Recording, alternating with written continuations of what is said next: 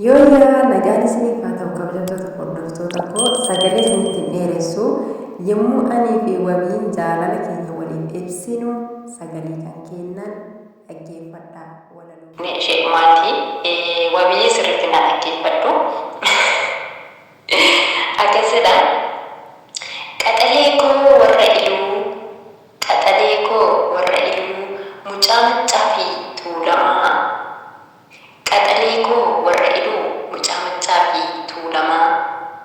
Aniifati wal jaalannaan maalumaaf nutti duulamaa. Aniifati wal jaalannaan maalumaaf nutti duulamaa. Galatoomaa. Hayyee kabajamtoota hordoftoota koo egaa deebii inni naaf deebise immoo walumaan dhaggeeffannaa turtiin keessan nu aduu haa ta'u. Jaalalli dubbii miti kan namni odeessu. Jaalalli qubee miti kan qalamni barreessu. Warqeedhaan shallagamee hin dabalamu dhumaatti daangaan jaalala dhugaa hanga lubbuu duraatti. Hayyee kabajamtoota hordoftoota koo waan nu dhaggeeffataniif guddaa akka galatoomaa isiniin jenna. Hanga waan biraa qabannee isinii dhufnutti turtii gaarii isiniif hawwina.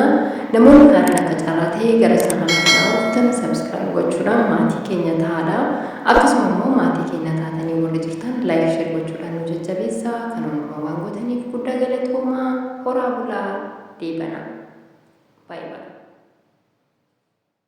Let's go.